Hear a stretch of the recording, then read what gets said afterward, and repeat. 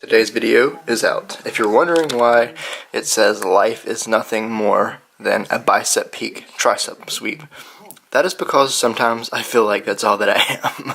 We just got this new bar in. It's like a, can you tell how big it is? Like a fat bar. It's 25 pounds, not 45 pounds. But from what the gym owner was telling me, it's a little bit easier because you have more of a grip to press on, which means that you have like a more hand volume to press on. Progressive overload with a fat bar. Just for comparison's sake, here's this bar. Here's my hand around this bar.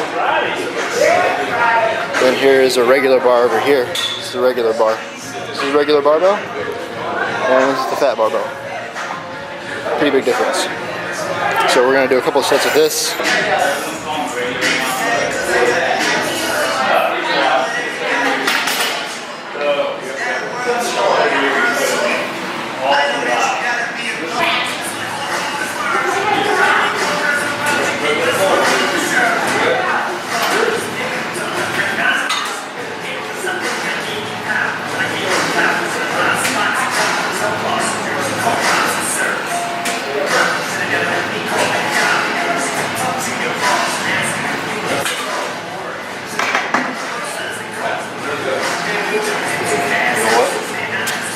I'm gonna try to.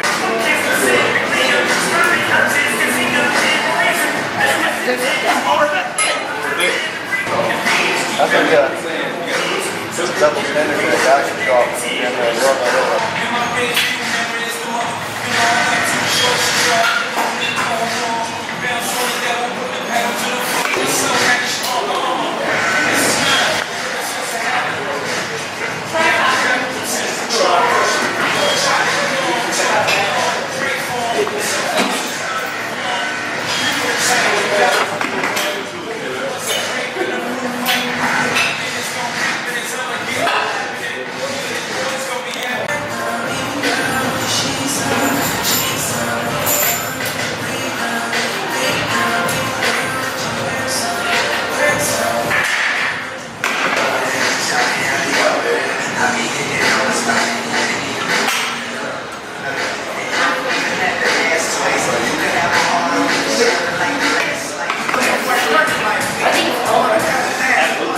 You're not in it? I don't care how good you look.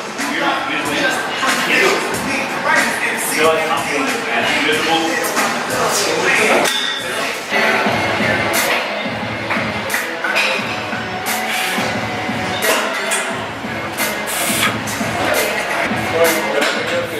You're in one? All one? I'll let it go.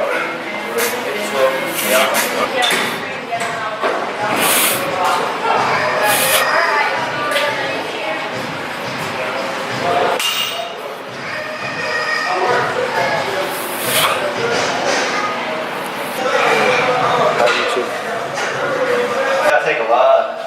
Road driving that. We found curvy roads and go have fun.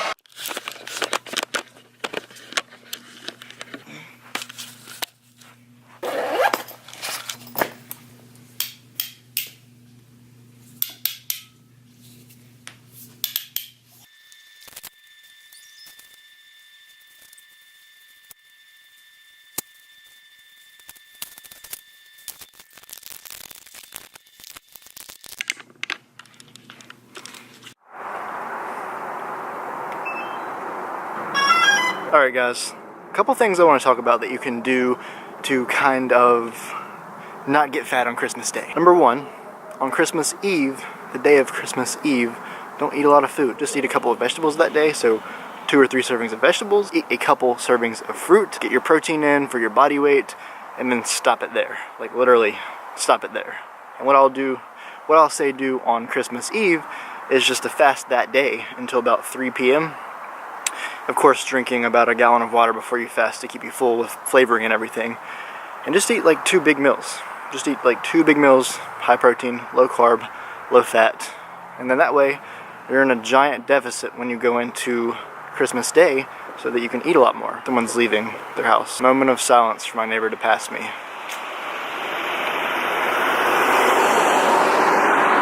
On Christmas Day, what you're going to want to do is wake up, go on some sort of jog, some sort of run. If your gym is open, go to the gym and do a little bit of training. Do 30 minutes to 45 minutes of medium intensity cardio.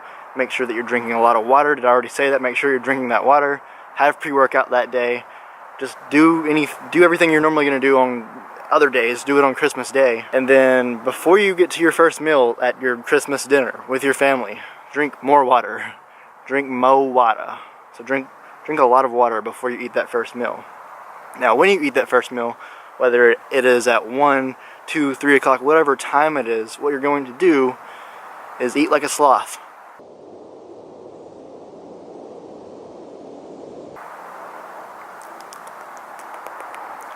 Christmas.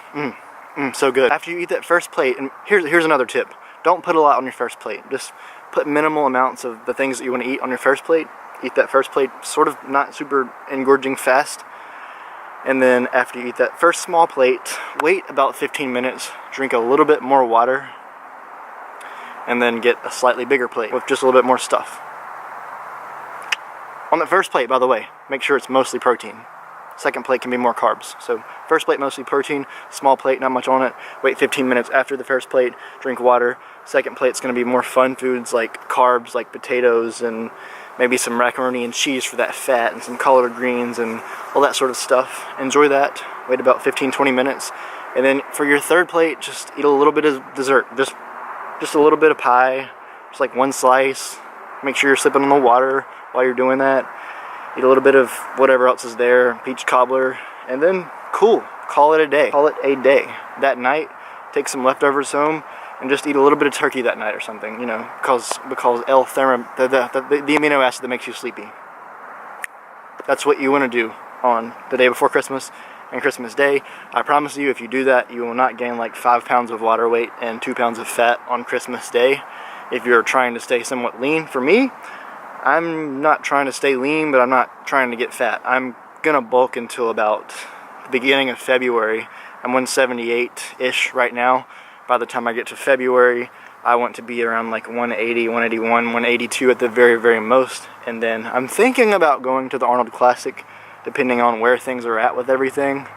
Thumbs up if you want me to go to the Arnold Classic, if you'll be there. That's what you're going to do to not get fat on Christmas. I think I'm gonna go to church after this, so I'll see you guys there. Sunset. Beautiful.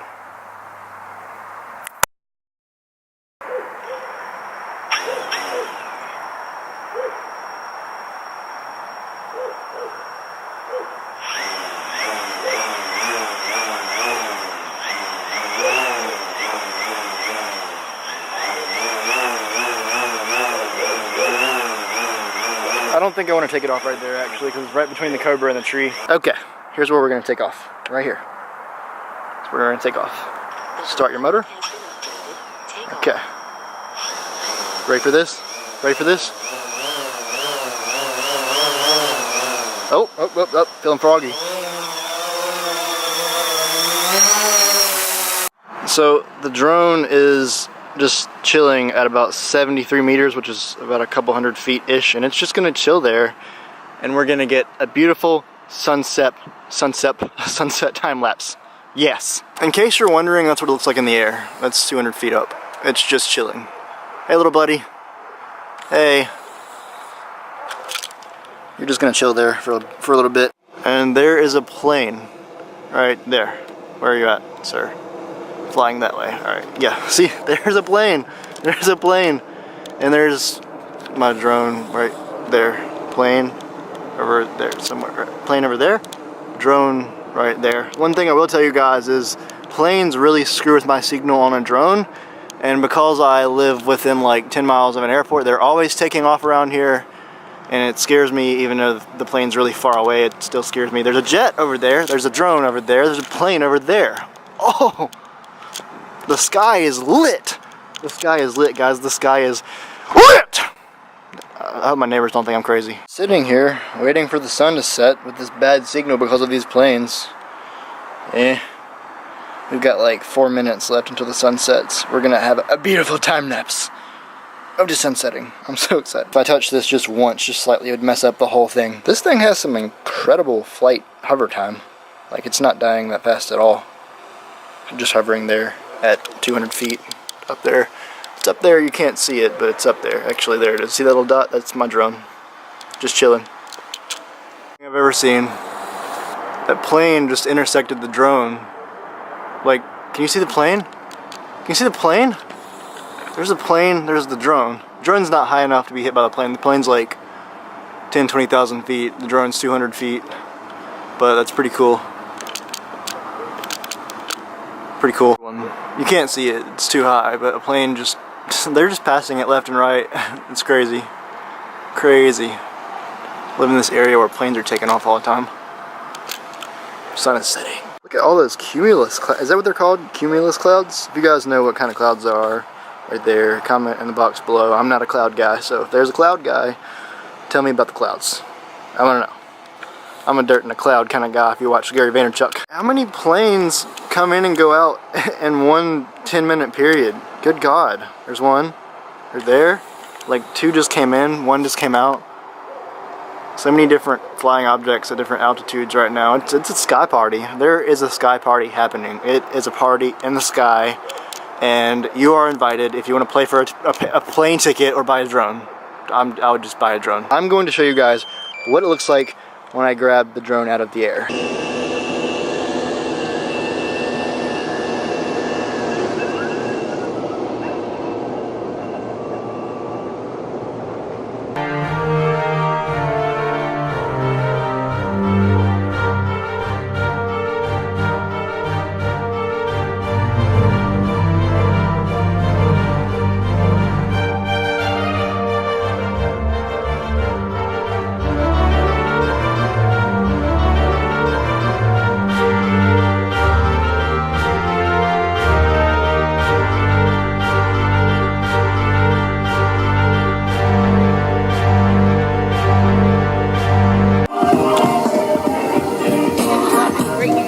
Wait till you get the Valentine. He said, no way. Are you videoing me?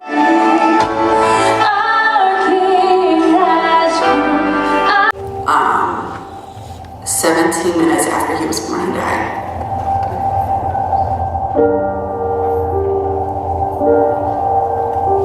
It was almost immediate. I started to question God, like, why me? Like, I pray, I talk to you every day, and you take my son away from, like, what did I do to deserve this? Yeah, I just started to blame her. It's your fault that we don't have a child now because you didn't do what you were supposed to do during this stage or during that stage, and led us to both just drowning all of that with, just drinking uncontrollably because we didn't know how to deal with that. There was a lot of hurt and pain that we both were dealing with. I think personally and towards each other. And so coming to Charlotte, it was just like, we were just picking up our baggage and bringing it with. 3 miscarriages later, he's back at the same place again. I'm like, I'm done, I'm done. At that moment when we stopped trying, we were pregnant. Once I found out it was a healthy baby, that's when I told my husband. And so she told me, I was eyes big. Okay, we gotta stay on top of everything. Make sure you take your vitamins, make sure you go to the doctor, make sure you do everything that you're supposed to do so that we don't have any gray area when we go to the doctor.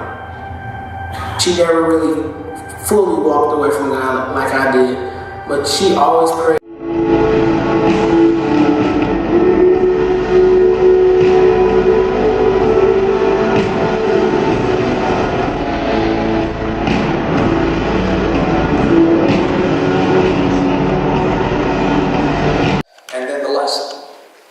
Some things you have to learn the hard way. I would love to protect my children from ever experiencing any pain. I would love to make sure that no idiot boy would ever break my little girl's heart. Sometimes your trial is the only teacher that can give you what you need for the person you're going to become. I had to get in the position of not having what I needed for the task I was assigned to say, I'm going to make this a priority. Have you ever had to learn anything the hard way? I wish you would polish your head. A sense of loneliness that you can't even describe, and God says that's the place that hope comes into play. It was meant to be formed. They had to walk out. They had to leave. It had to go down. You had to stop. struggle. Have you even read the Christmas story? He's going to say no. And so God tells Moses to get up to his face, what I told you to do. God's not going to let you leave your hard situation until you get what you need out of it for what's next. Sometimes we try to work around our issues, and we want to get out of our situations, and we want to get out of our circumstance. And while it would be convenient, it would not be effective. You thought you hit rock bottom this year. You thought the fact that life got hard was a sign that it was over. God said the reason it got hard at the bottom is because the harder the bottom, the higher the bounce. Alright guys, I just got home from church, just ate my dinner, so I'm going to go ahead and conclude the video here. I hope you really enjoyed this video. I hope you got something from it, whether it was Christmas advice or the church or the fat bar that was so cool or whatever it is. I hope this video brought some entertainment value and some knowledge and some inspiration. I hope you got all those things, or at least one of those things. If this video reaches one person and helps one person, then I will feel great, because that's why I do these videos. Until next time guys, comment if you have any questions or concerns, subscribe if you're not already subscribed. All love.